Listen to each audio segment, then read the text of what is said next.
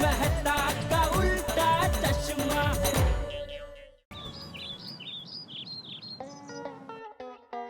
अरे दया चाय ला। ये लीजिए गर्मा गर्म चाय। टप्पू गया स्कूल? गया? अरे कब का गया? अब तक तो स्कूल पहुंच गया होगा, उसने अपनी पढ़ाई शुरू भी कर दी होगी और अभी उसकी छोटे रिसेस का टाइम भी हो गया है। तुझे थकान नहीं लगती? नहीं। किस बात के लिए? एक सवाल के 3-3 जवाब देते हुए। वो क्या है, मेरी माँ हमेशा कहती है पति परमेश्वर का खाली पेट हमेशा खाने से और खाली दिमाग हमेशा जवाब से भर देना चाहिए। क्या क्या क्या खाली दिमाग क्या? माँ तो माँ है, माँ कहती रहती है, बोलती रहती है और मैं आपको बताती रहती हूँ। अभी आप माँ की हर बात पूछने बैठेंगे तो आपको दुकान जाने में लेट हो जाएगा ना, तो किसी दिन फुर्सत से आना, विस्तार से बताऊंगी। सॉरी। मैं सब समझता हूँ। आजकल तुझे मुझे जो सुनाना होता है वो माँ के नाम पे सुना देती है। नहीं नहीं, ऐसा कुछ नहीं है। अच्छा सुनिए ना, मुझे आपका कुछ काम है।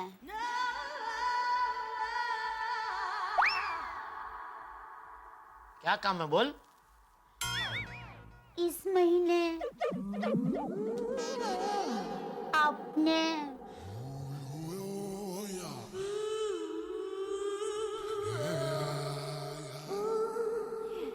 क्या? मुझे घर खर्च के पैसे ही नहीं दिए। अरे क्या नहीं दिए? याद कर, 15-20 दिन पहले पूरे 50,000 दिए थे तुझे। 50 के 50 उड़ा दिए। हाँ, उड़ा दिए। ये दया तुझमें कुछ अक्कल वक्कल है?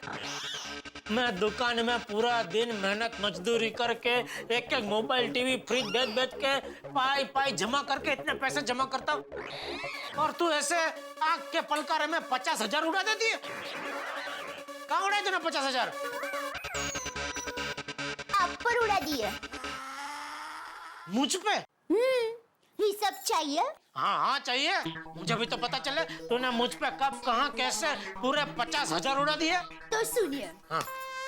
जिस दिन आपने मुझे 50,000 रुपए दिए, उसके ठीक दूसरे दिन आपको किसी पार्टी को अर्जेंट पेमेंट करना था, तो आपने मेरे पास जो 50,000 थे उसमें से 30,000 वापस ले लिया।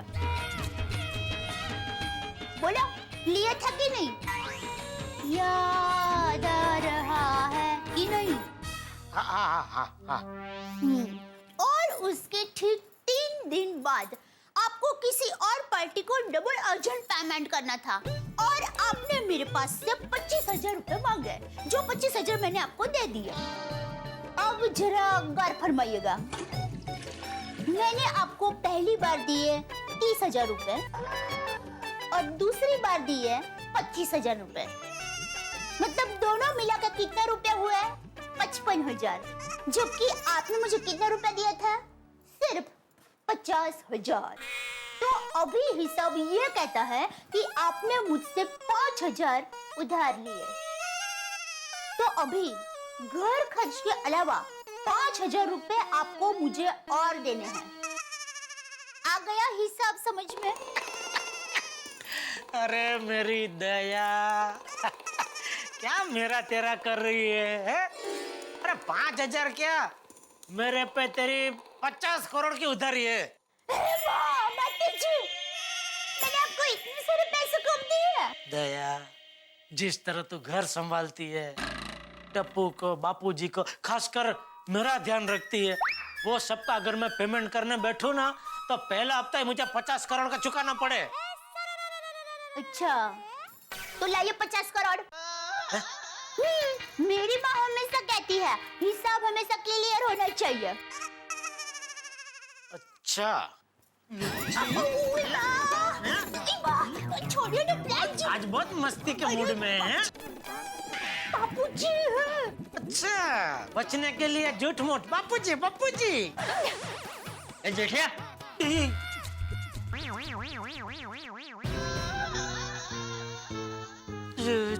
जी बाबूजी। तो अभी तक दुकान नहीं गया? बस जा रहा हूँ। जय जिनेंद्र। अरे रुक, पहले मेरी बात सुन। अरे बाबूजी आपको लगे तो नहीं बाबूजी? अरे चुपचाप खड़ा रहो उधर। पहले मेरी बात सुन। खड़ी रहे, शांति से सुन बाबूजी क्या बोल रहे हैं। मैं तो वही हूँ ना, मैम बोल रही ना।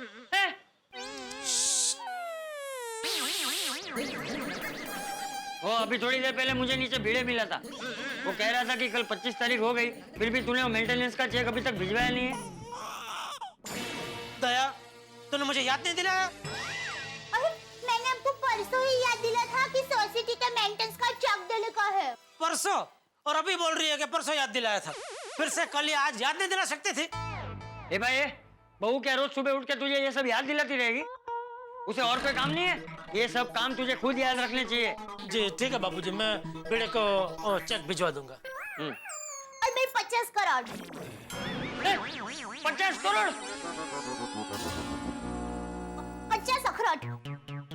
मैं टप्पू के पापा को कह रही थी कि 50 ग्राम अखरोट का सैंपल मंगवा लेना, अगर अच्छे लगेंगे तो ज्यादा मंगवाएंगे।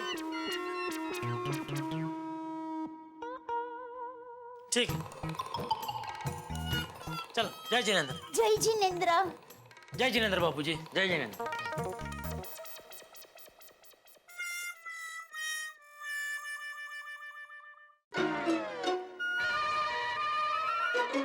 अरे नटू काका, जी सेठ जी।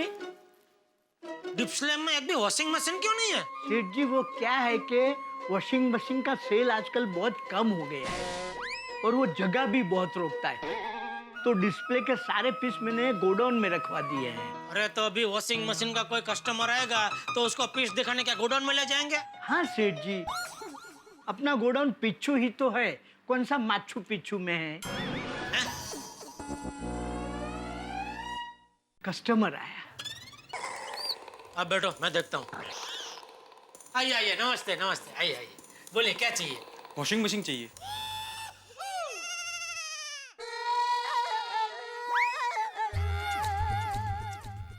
मिल जाएगा। कौन सा वाला चाहिए? फुल ऑटोमेटिक, शामी ऑटोमेटिक, सादा? फुली ऑटोमेटिक चलेगा ना? हाँ, भाभी जी को फुल ऑटोमेटिक ही लेकर दीजिए, भाभी जी खुश आ जाएंगे।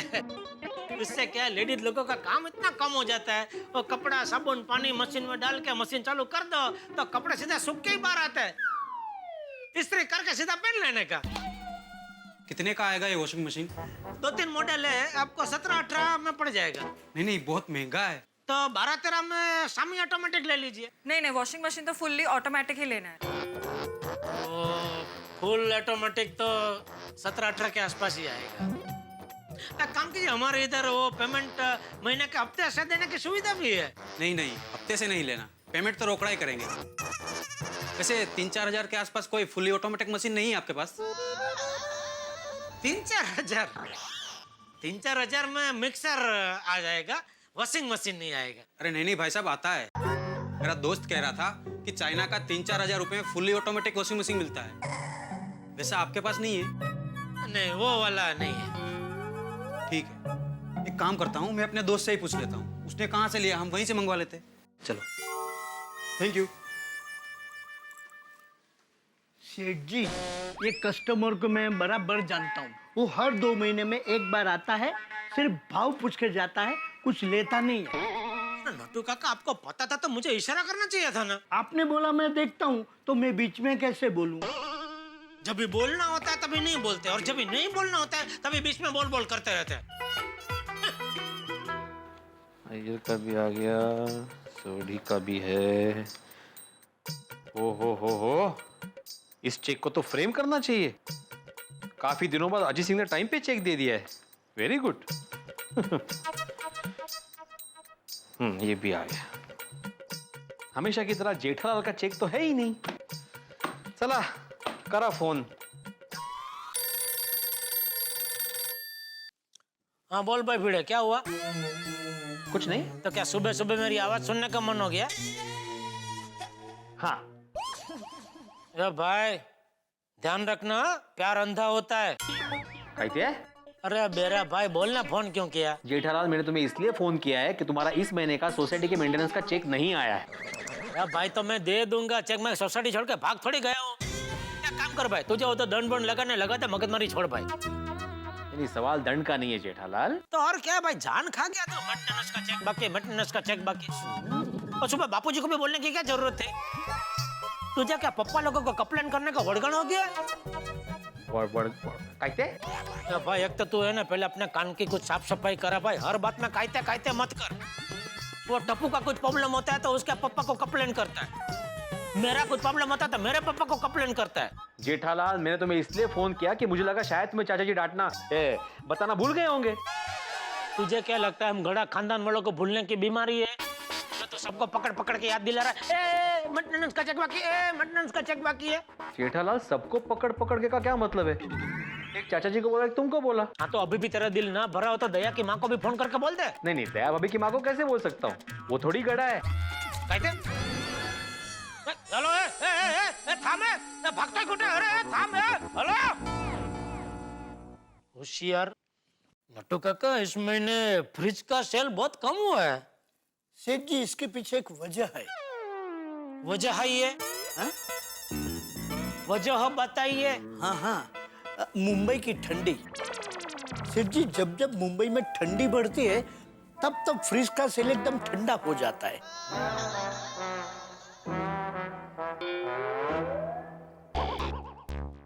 तो ये वॉशिंग मशीन का सेल भी कम हो गया है, तो उसकी भी वही वजह है? हो सकती है। क्या हो सकती है? ठंडी की वजह से लोगों ने क्या नहाना बंद कर दिया या कपड़े धोना कम कर दिया? नहीं नहीं सेठ जी, उसकी दूसरी वजह है। अच्छा, कौन सी? महंगाई। सेठ जी, महंगाई कितनी बढ़ गई है। कस्टमर बेचारा आता है, भाव पूछता है और चला जाता है। महंगाई का तो नट्टू काका बढ़ती उम्र जैसा है, चाहे कुछ भी कर लो उसको नहीं रोक सकते। वेल सेठ जी, ये लीजिए। ये क्या है? पढ़िए तो सही।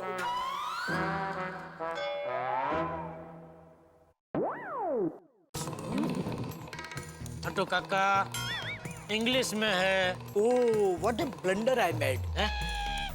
एक मिनट, लाइए, मैं इसे पढ़ देता हूँ। Once upon a time, I joined Gada Electronics.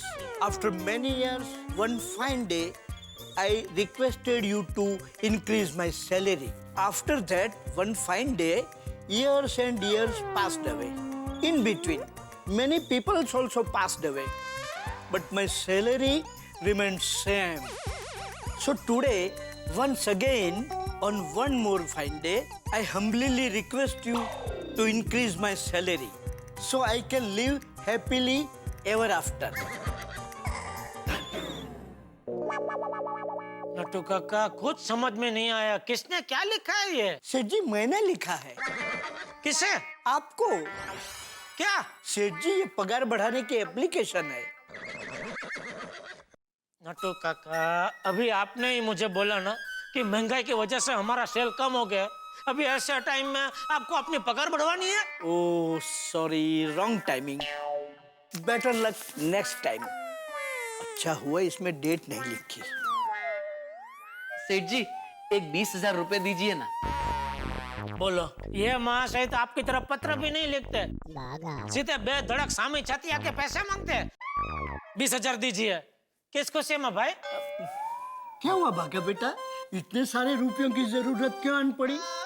हाँ, मेरे पास 2-3 हजार रुपए पड़े हैं, वो मैं तुझे दे सकता हूँ। नहीं नहीं नट्टू काका, मुझे मेरे पर्सनल यूज के लिए नहीं चाहिए, दुकान के लिए चाहिए। ए भाई, दुकान में कोई रंग रोगन नहीं करवाना है, और अगर करवाना भी होगा तो निर्णय मैं लूंगा। तो कौन है बड़ा?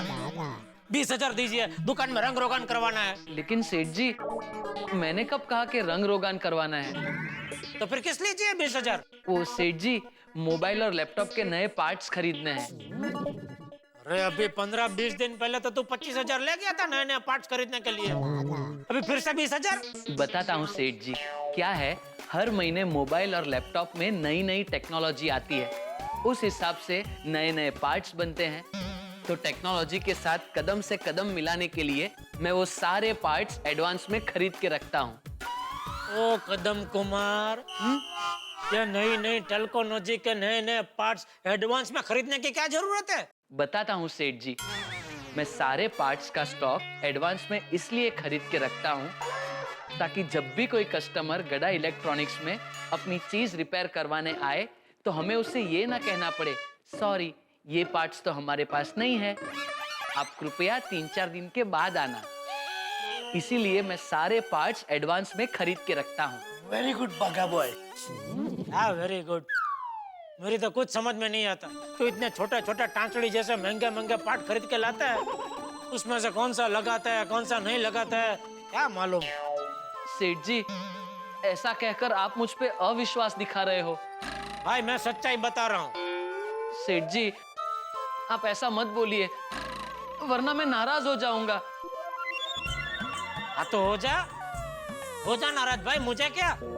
तू एक सामान्य मोबाइल रिपेयर करने वाला है, एरोप्लेन रिपेयर करने वाला नहीं है कि तू नाराज हो जाते मैं डर जाऊं। अरे बाप रे, अभी क्या होगा? नट्टू काका समझाइए इसे। बाघा, नट्टू काका, मैं जो भी कर रहा हूँ गड़ा इलेक्ट्रॉनिक्स का नाम रोशन करने के लिए कर रहा हूँ, ताकि लोग कहे वाह गड़ा इलेक्ट्रॉनिक्स की क्या कस्टमर सर्विस है। लेकिन अगर आपको लग रहा है कि मैं सही नहीं कर रहा हूँ तो ठीक है, मैं नौकरी छोड़ के जा रहा हूँ। अरे ठीक है, जा, चला जा। सेठ जी, सेठ जी सोच लीजिए, अगर मैं चला गया फिर आप मुझे कितना भी बुलाएंगे लेकिन मैं वापस नहीं आऊंगा। ए भाई, तू मेरी दया नहीं है कि मैं तेरे पीछे पीछे तुझे मनाने आऊंगा। जाना है तो जा भाई, जा जा। ठीक है सेठ जी, मेरा आपको आखिरी सलाम। नहीं भाई, सलाम की भी जरूरत नहीं है, तू जा भाई, ऐसे ही जा। नट्टू काका, बाघा, मैं भी तेरे साथ चलता हूँ, चल। नहीं नट्टू काका, अगर हम दोनों साथ में चले गए तो सेठ जी की हालत बेवा जैसी हो जाएगी। आपको मेरी कसम नट्टू काका, आप यहीं रहिए, सेठ जी की सेवा कीजिए, मगन को ट्रेन कीजिए। मेरा क्या है, मेरा तो गड़ा इलेक्ट्रॉनिक्स से दाना पानी उठ गया। बाय। नहीं बाघा, सेठ जी बाघा को रोके। अरे मैं इसे कैसे क्यों रोकूं? मैंने थोड़ी बोला इसको जाने के लिए, उसने अपने आप नक्की किया है। तो जाना है तो जाए, और क्या। रहने दीजिए नट्टू काका, जैसी जिसकी सोच। मैं भी तुझे यही कह रहा हूँ, जैसी जिसकी सोच विनाश करे विपरीत बुद्धि। वो तो बाद में पता चलेगा किसका विनाश होने वाला है।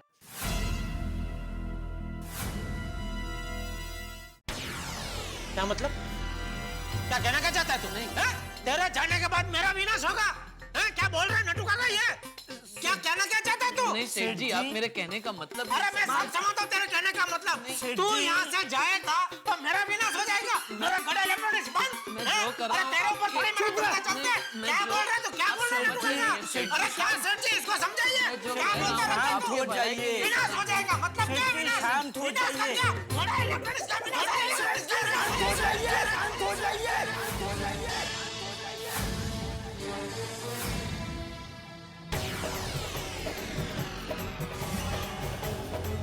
काका, सॉरी सेठ जी। बाघा, चुप। Shut up. गो। बैठिए सेठ जी, बैठ जाइए। मैं आपके लिए गर्मा गर्म चाय लेके आता हूँ।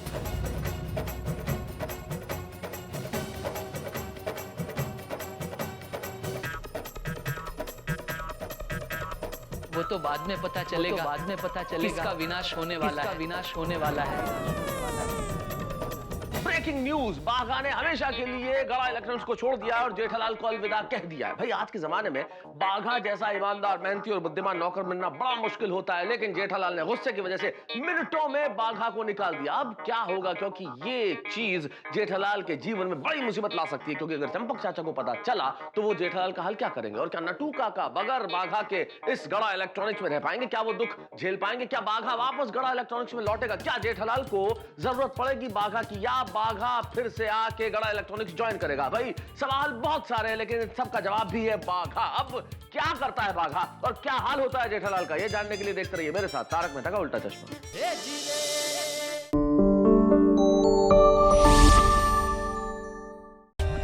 For more updates, subscribe to our channel, click the show links and enjoy watching the videos.